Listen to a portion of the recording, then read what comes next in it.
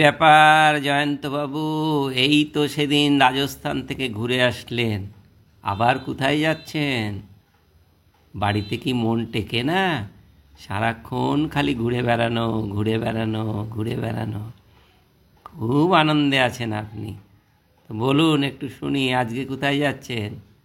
এই যে আমরা এখন হাওড়া স্টেশনে, বিকাল 4:15 হাওড়া কন্যাকুমারী ট্রেন ধরে চললাম আমরা 15 জন কন্যাকুমারী দর্শনে। সাথে ভারতবর্ষের বিভিন্ন প্রান্তে আমরা ঘোরাঘুরি করব।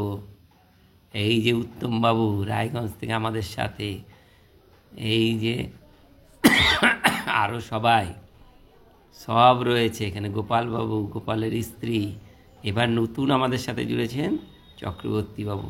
গাড়িটা কিন্তু সঠিক সময় ছেড়েছে, আর গাড়ির গতি দেখো, আর দেখো গাড়ির গতি, ভালোই গতিতে যাচ্ছে।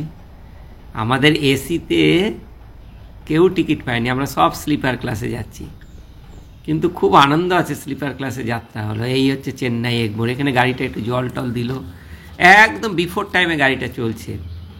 টয়লেট ইউরিনাল পরিষ্কার করা হলো। এসিতে কারো টিকিট পাইনি, এই জন্য আমরা সবাই স্লিপারে গিয়েছি। আমি একটা এসি টিকিট কাটলাম, তো সেটা ওয়েটিং হয়ে থাকলো, তো বাধ্য হয়ে আর এসি হলো ফাইনালি। আমি আর গেলাম না ওটাতে, এখানেই সবাই মিলে একসাথে স্লিপারে যাত্রা করছি। স্লিপারের টিকিট প্রায় 850 টাকা মতন দাম, আর এসি টিকিটের দাম ছিল 2000 টাকা মতন, 2200 টাকা মতন। এই যে আমাদের সব পরিষ্কার পরিচ্ছন্ন হচ্ছে। অবশেষে বিফোর টাইমে আমরা কন্যাকুমারীতে এসে পৌঁছালাম।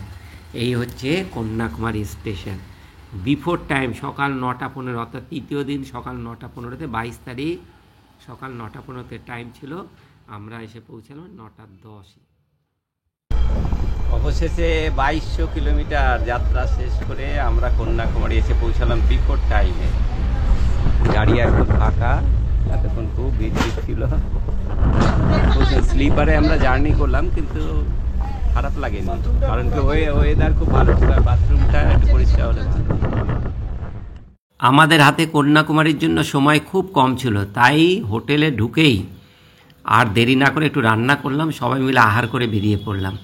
হোটেলে রান্নার সামগ্রী আমাদের কাছেই ছিল, ওটা আমি পরে দেখাবো পরের ভিডিওতে। আর এই রাস্তা দিয়ে আমরা বেরিয়েছি এখন কন্যাকুমারী। আমাদের মেন টার্গেট হচ্ছে বিবেকানন্দ রক দর্শন, বাকিটা দেখা যাক, যতটা পারা যায় সময় পেলে দেখব, কিন্তু আমাদের মেন টার্গেট, কারণ আজকেই আমরা কন্যাকুমারীর থেকে বেরিয়ে চলে যাব মাদুরাই। এই যে আমরা বিবেকানন্দ রক দেখার জন্য এখানে লাইন দিলাম, 30 টাকা এখানে এন্ট্রি ফি। এখানে নয়, 30 টাকা এন্ট্রি ফিটা রকে ঢোকার সময় কাটবে, আর 75 টাকা এখান থেকে আপনি যখন জাহাজে লঞ্চে উঠবেন তার জন্য আপনাকে 75 টাকা পে করতে হবে। বেশ কিছুক্ষণ লাইনে, খুব বেশি দাঁড়ায়নি, ঘণ্টাখানিকের মধ্যে আমরা কিন্তু লঞ্চে উঠে গেছিলাম। আর এই দেখো দূর থেকে দেখা যাচ্ছে ওই যে আমাদের যে তামিল কবি, তার যে একটা বিরাট মূর্তি তৈরি হচ্ছে, ওটা দেখা যাচ্ছে। আর দূরে এখান থেকে আমরা কন্যাকুমারী বিবেকানন্দ রক দেখছিলাম। আমি এর আগে এসেছি এখানে, 2014 সালে একবার এখানে এসেছি, কিন্তু এখন অনেক পরিবর্তন হয়েছে এবং এখন দেখার আনন্দ আলাদা, কেন তখন পরিবার ছিল, আর এখন রয়েছে সাথে অনেকজন পরিচিত মানুষজন। তো তাদের সবাইকে নিয়ে আমরা যাচ্ছি এই যে লঞ্চে করে। এখানে 75 টাকা আপ ডাউন টিকিট, আমরা লঞ্চে করে যাচ্ছি বিবেকানন্দ রক দর্শন।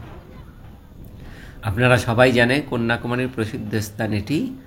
এখানে পৌঁছানো বেশ চার্মিং আছে, পৌঁছাতেও খুব ভালো লাগে। তো চলুন আমরা একটু একটু করে ঘুরে দেখি। এখন এই যে চলেই এসেছি রকে, এই পারে চলে এসেছি। এখান থেকে বেশ শান্ত স্নিগ্ধ পরিবেশ, আর চারিদিকে প্রচণ্ড বাতাস। ওয়েদার এত সুন্দর, জানুয়ারি মাসেই যাবেন কন্যাকুমারী গেলে, ওয়েদার এখানে খুব সুন্দর। কিন্তু বিবেকানন্দ রক দর্শনের আগে আমরা ওই তামিল কবির যে মূর্তিটা রয়েছে, যেটা এখন একটা স্কাই ওয়াক তৈরি হয়েছে, সেটাকে আগে দেখে, এই হচ্ছে স্কাই ওয়াক, গ্লাস ফ্রেমিং করা, নিচে আপনি সমুদ্রে জল দেখতে পাবেন, খুব সুন্দর, খুব এক্সাইটিং ছিল ব্যাপারটা। আমরা দেখে তামিল কবির সেই মূর্তি দর্শন করলাম। এটা আমি যখন 2014 সালে আসি তখন ওপেনিং ছিল না, তখন মূর্তিটা তৈরি হচ্ছিল, প্রায় 10 বছর। এখন দেখছি ওখানে যাওয়া যাচ্ছে। তো চলুন, এই জায়গাটা আমাদের খুব ভালো লেগেছে, দেখার মতন সুন্দর ব্যবস্থাপনা এখানে, আর অনেক এখানে কিন্তু দর্শনার্থী ভিড় ছিল। এই জন্য লঞ্চের জন্য আমাদেরকে একটু দীর্ঘ সময় লাইন দিতে হয়। তো চলুন, ওয়ে টু তিরুভাল্লাপুর স্ট্যাচু, হ্যাঁ, ইনি একজন তামিল কবি, বিখ্যাত একজন তামিল কবি, তার স্ট্যাচু এখানে। চলো, দূর থেকে আমরা সমুদ্রকে দেখছিলাম, উপর থেকে যখন স্ট্যাচুর উপরে যখন উঠবেন ওখান থেকে কিন্তু চারিদিকটা খুব ওপেন দেখা যায় একদম, দেখছিলাম, খুব ভালো লাগছিল। আমরা কিন্তু এখনও বিবেকানন্দ রকে যাইনি, বিরাট মূর্তি, পাথরের মূর্তি। আমরা কিন্তু এখনও বিবেকানন্দ রকে, অর্থাৎ বিবেকানন্দের যে মূর্তি রয়েছে সেটা দেখতে এখনও যাইনি, ওই জায়গায় যাব, এটার পরে ওখানে যাব। আর প্রচণ্ড বাতাস। এখানে কিন্তু আমাদের সাথে সুনীলবাবুরা কুচবিহার থেকে 6 জন রওনা দিয়েছে, তা 9 আর 6 15, আমরা 9 জন ছিলাম, তো মোট টিম হয়ে গেল 15 জনের। আমি এর আগে একবার কন্যাকুমারী এসেছি, কিন্তু সেই দেখা আর এই দেখা এবার অনেক পরিবর্তন হয়ে গেছে, তো খুব এনজয় করছিলাম, খুব ভালো লাগছিল। তবে এইসব জায়গায়, এই যে আমরা আসছি বিবেকানন্দ মণ্ডপম, তবে এইসব জায়গায় কিন্তু একটু শান্ত থাকতে হয়, বেশি হই হাল্লা কথাবার্তা বলে ঘোরার এনার্জিটাই নষ্ট হয়ে যায়। ঘোরার যে উদ্দেশ্যটা, অর্থাৎ এই যে বিবেকানন্দের যে ধ্যানে যে বিবেকানন্দ জ্ঞান অর্জন করেছেন, সেই জায়গাটা দেখা একটা আলাদা অনুভব আছে। 1992 সাল 25, 26 এবং 27 ডিসেম্বর এই পাথরের উপর বসে স্বামী বিবেকানন্দ, তখন তিনি নড়েন।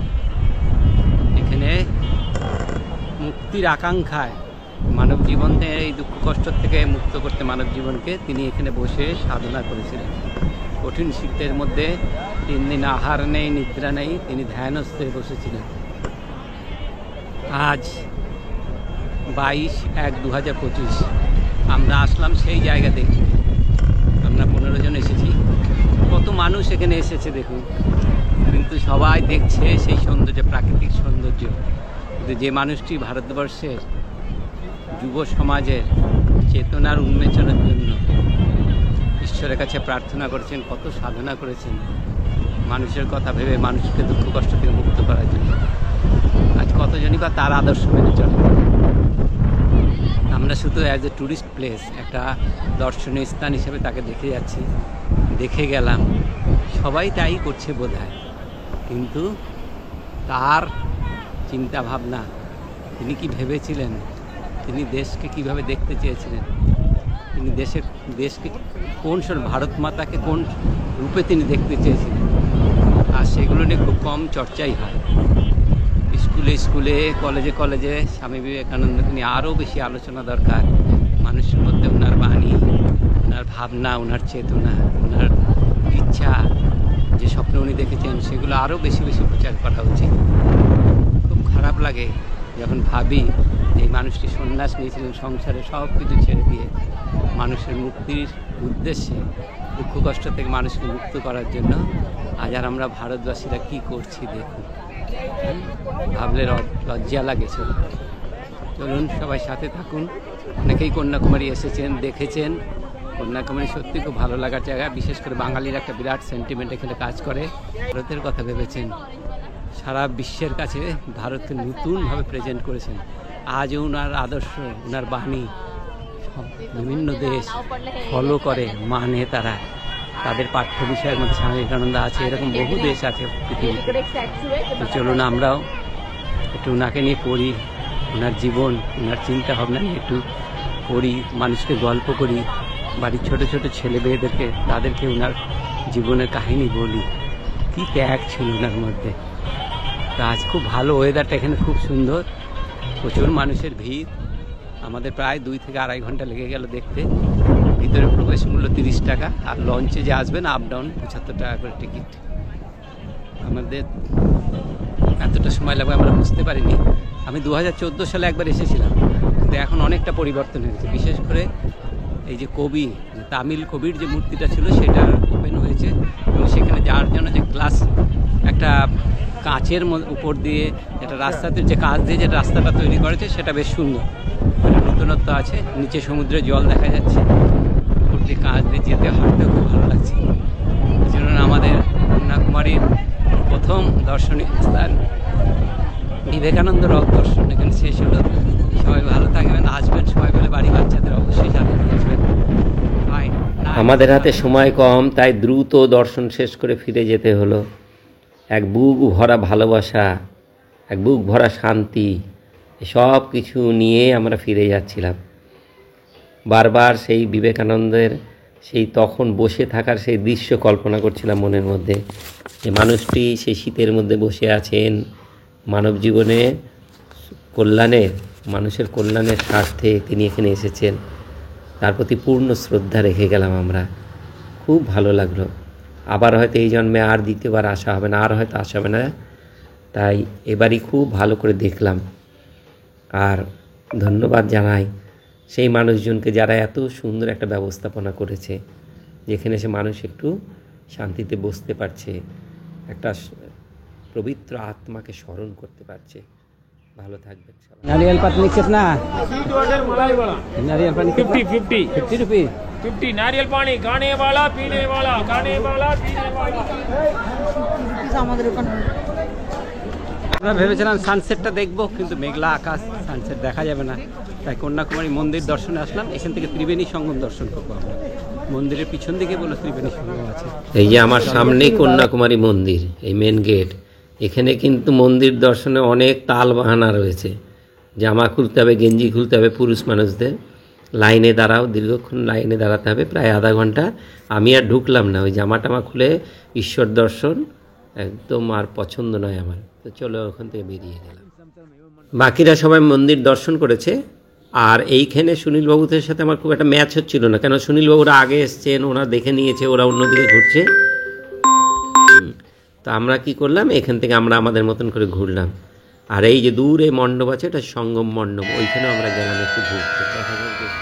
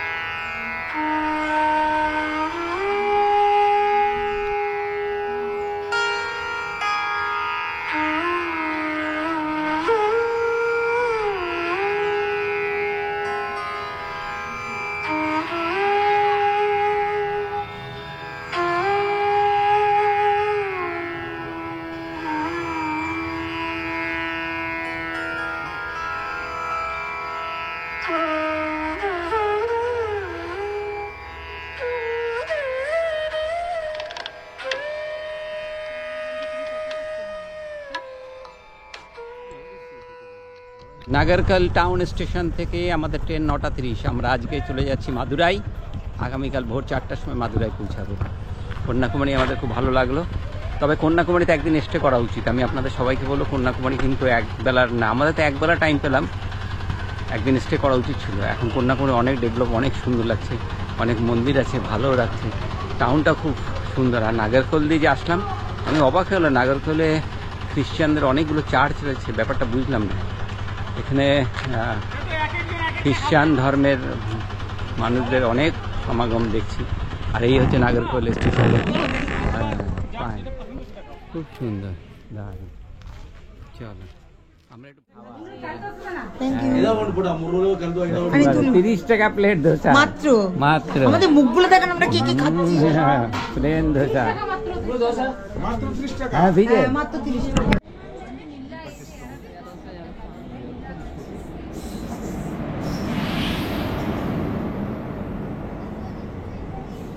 আমরা চললাম কন্যাকুমারী ছেড়ে নাগারকল স্টেশন হয়ে মাদুরাই। এই যে আমাদের ট্রেন এসে হাজির। এখানে আমাদের সবার এসি রিজার্ভেশন করা ছিল। কন্যাকুমারীতে একবেলার ট্রিপ আমাদের ভালোই লাগলো। ওখানে আপনি একদিন থাকতে পারেন। থাকার মতন দর্শনীয় আরও বেশ কিছু জায়গা আছে, যেগুলো আমরা খুব বেশি উৎসাহ নিই দেখার জন্য। আমাদের মূল টার্গেটই ছিল বিবেকানন্দ রক দর্শন, ওটা করেছি ব্যাস। আমরা মাদুরাই চলে আসলাম কন্যাকুমারীর থেকে গতকাল রাত্রি 10টার ট্রেনে। ট্রেনটা সঠিক সময় 3টা বিফোর টাইম, 3:45 ছিল রাইট টাইম, 3:15-তে ঢুকে গেল মাদুরাই। এখন এখান থেকে বাইরে যাব, হোটেল নিব। ওয়েদার খুব সুন্দর, হালকা ঠান্ডা, গরম জামা কাপড় কিছু দরকার নেই, জাস্ট একটা হালকা উইন্ডচিটার পড়েছে। দারুণ ওয়েদার, কিন্তু চারিদিকে অন্ধকার, এখনো সকাল হয়নি। দেখা যাক, দেখি। মাদুরাইতে সারা রাতই হোটেল খোলা থাকে। এর আগে আমি মাদুরাই এসেছি, এটা দ্বিতীয়বার আমার জার্নি মাদুরাই। চলুন সাথে থাকুন, দেখা যাক। সবারই লাগেজ খুব হেভি লাগেজ হয়ে গেছে, খাবার টাবার সাথে আছে, ড্রাই ফ্রুটস, চাল টাল নেওয়া হয়েছে, যার জন্য লাগে। ট্রাভেল এজেন্টের সাথে কথা বলে 3200 টাকা মাথা পিছু রেটে আমরা 3 দিনের একটা সফর প্যাকেজ করে নিলাম। কোদাইকানাল, রামেশ্বরম, মাদুরাই আর আসবো না। রামেশ্বরম থেকে সোজা আমরা তিরুপতি চলে যাই। মাদুরাই আমরা যাচ্ছি এখন মন্দির দর্শনে। এখন বেলা কটা বাজে? 7:30। দারুণ গল্প মাদুরাইতে। হ্যাঁ, মাদুরাইতে যা হলো, সেই 3:30টার সময় নেমে তারপর থেকে চললো আমাদের হোটেল খোঁজাখুঁজি। হ্যাঁ, সে হোটেল খুঁজতেই লাগলো 2-3 ঘন্টা। এখানে আমরা একটা প্যাকেজ করে নিলাম 3200 টাকা দিয়ে। মাদুরাই পার হেড 3200 টাকা, মাদুরাই এবং রামেশ্বরম দর্শন। আমার মনে হলো প্যাকেজটা ঠিক আছে, ওই জন্য করে নিলাম। হোটেলটা খুব সুন্দর, ভালো, আমাদের জন্য একদম দারুণ হোটেল আছে। তো আমরা আজকে ঠিক করেছি, আমরা তো রান্নার অ্যারেঞ্জমেন্ট নিয়েছি সাথে, ট্রাভেল ইন্ডাকশন, কুকার টুকার সব আছে আমাদের কাছে, প্রেসার কুকার। ভাবছি যে এখন যাব, মন্দির দর্শন করবো, ঘন্টা 2 লাগবে। ওখান থেকে এসে একটু খিচুড়ি ভাত রান্না হবে। আজকে খিচুড়ি হবে, খিচুড়ি ভাত মানে খিচুড়ি হবে, আর একটু সবজি করব। সবাই মিলে এই রুমটাতে বসে একটু ভোজন করে 1-8 ঘন্টা একটু রেস্ট নিয়ে নেবো। কারণ আমরা আজকে নেমেছি না 3:30টার সময়, ভোর 3:30টায়। এইটা প্রায় 3টে থেকে সব জেগে যে ট্রেনটা এসেছি, তারপর থেকে চলছি। তো সবাই স্নান টান সেরে নিতে বলেছি সবাইকে। ফাইন, খুব সুন্দর, সাথে থাকুন। আজকে মাদুরাই, কালকে কোডাইকানাল, পরশুদিন রামেশ্বরম। এই প্যাকেজটা করেছি 3200 টাকা, মানে পার ডে মাথা পিছু 1000 টাকা খরচ আমরা মেনেই চলি, তার মধ্যেই আছে। খুব সুন্দর। চলুন, হোটেল SRK, হ্যাঁ, শ্রীরামকৃষ্ণ SRK শ্রীরামকৃষ্ণ হোটেল, ভালো। হোটেলটার আমি দিয়ে দিব আপনাদেরকে, কথা বলে আসতে পারেন। হ্যাঁ, এই রুম আমার মনে হচ্ছে না 1500 টাকার নিচে ভাড়া হবে না। 3 বেডেড রুম, খুব সুন্দর ব্যবস্থা নেই। রুমগুলো খুব সুন্দর, প্রত্যেকটা রুমে। এই যে SRK টাওয়ার, এই রুমের মধ্যে দিয়ে দিয়েছে সবার জন্য। আর এই টিভিটাও চালু আছে দেখছি, এই প্রথম আমরা একটা দেখলাম টিভি চালু আছে। হ্যাঁ, চলো। টয়লেট খুব সুন্দর। শ্রী রামকৃষ্ণ টাওয়ার, বিরাট হোটেল, সামনের থেকে হোটেলের ভিউ। আপনারা যোগাযোগ করতে পারেন, এটা খুব সুন্দর হোটেল। ভিতরে ব্যবস্থাপনা দারুণ। আমাদের রুমটা খুব সুন্দর ছিল। আর হোটেলের ঠিক উল্টো দিকে একটা মন্দির আছে, এই মন্দিরটা আমরা পরে দর্শন করব। আগে যাই আমরা মীনাক্ষী মাতার মন্দির দর্শন করতে। আর এই দেখেন রাস্তায় হাতি ঘুরে বেড়াচ্ছে। হরে কৃষ্ণ, কত কি দেখবেন ভ্রমণে, এইগুলো আমাদের খুব ভালো লাগে।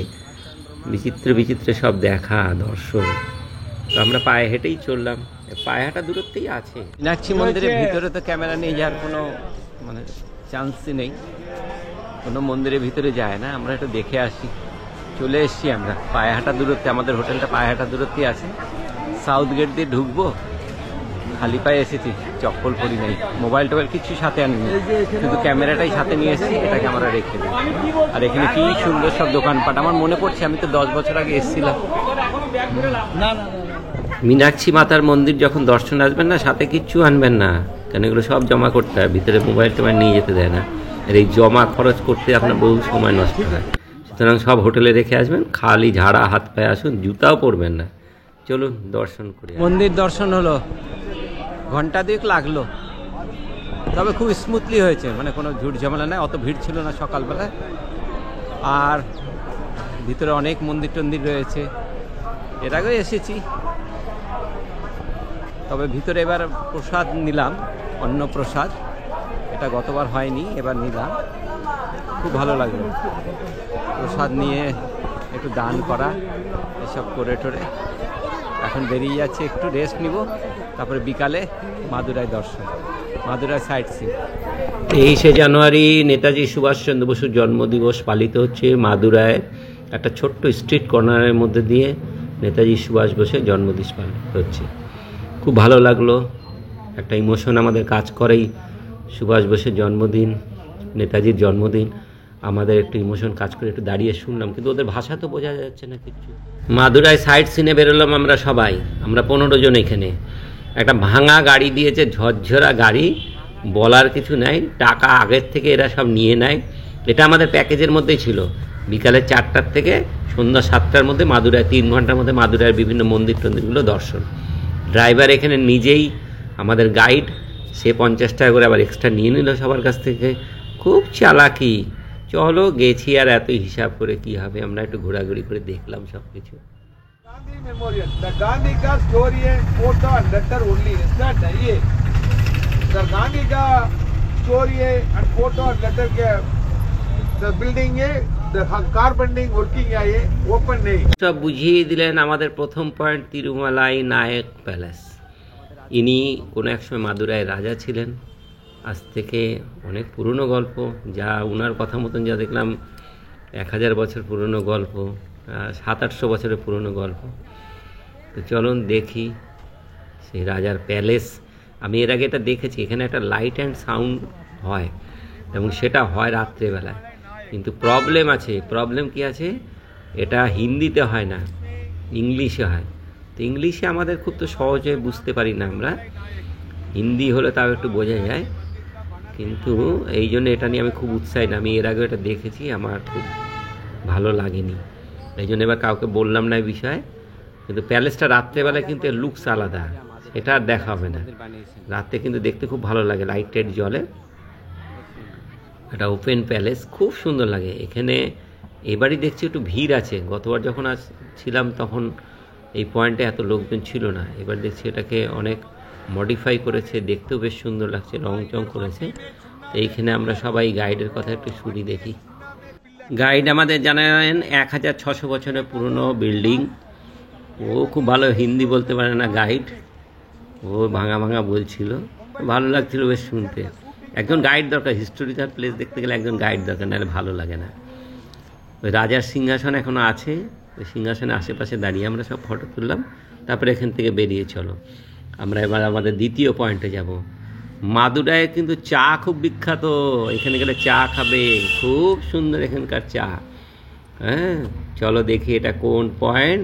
এইটা হচ্ছে গান্ধী মেমোরিয়াল, গান্ধীজির বিভিন্ন স্মৃতি জড়িত বিষয়টি সে এখানে আছে। আমরা যেটা শুনলাম সেটা হচ্ছে গান্ধীজির যে ভস্য, মানে দেহাভস্য, সেটা একটা পয়েন্ট এখানে রাখা হয়েছিল। তো চলো একটু ঘুরে ঘুরে দেখি, এটা আমার তো ভালো লাগছিল বেশ দেখতে। এই গান্ধীজির অস্থি ভারতবর্ষের 3 জায়গায় রাখা হয়েছে, তার মধ্যে একটি জায়গা হচ্ছে এটা। একটা দিল্লি, রাম, বললো হায়দ্রাবাদ, আর একটা মাদুরাই। চলো, খুব সুন্দর, খুব পিসফুল জায়গা, ভালো লাগবে।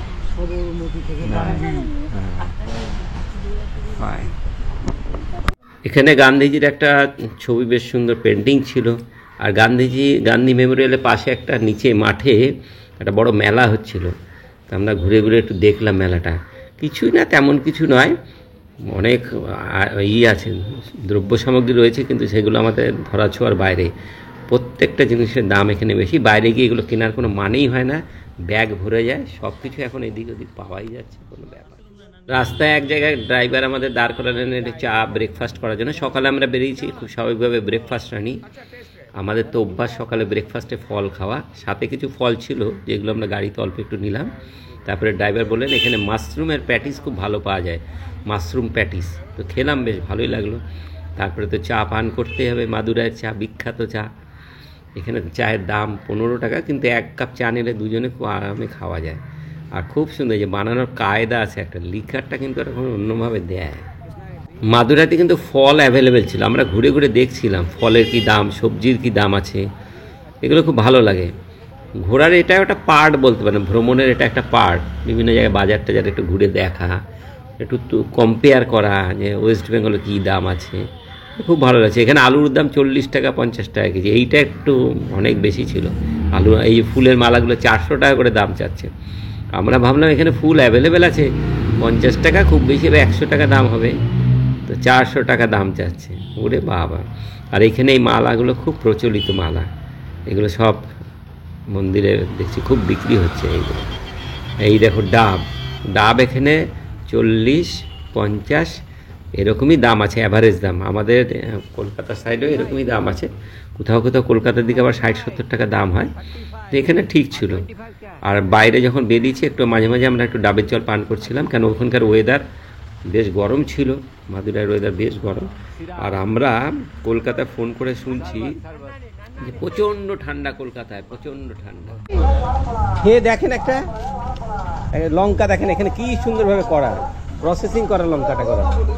খেয়ে দেখেন, খান। আরে খান না আপনি, কি লঙ্কাটা কি। চলুন, ভিডিও একটু লম্বা হয়ে যাচ্ছে, তাই আজকের ভিডিও এখানেই শেষ করলাম। এটা আমার ভ্রমণের প্রথম ভিডিও। পরের ভিডিওগুলো দেখুন, খুব ইন্টারেস্টিং। এই ভ্রমণটা কিন্তু একটা সুপার প্যাকেজ ভ্রমণ। তো সবাইকে অনুরোধ করছি আমার চ্যানেল সাবস্ক্রাইব করবেন, চ্যানেলটাকে লাইক করবেন, শেয়ার করবেন। আবার দেখা হচ্ছে নেক্সট ভিডিও।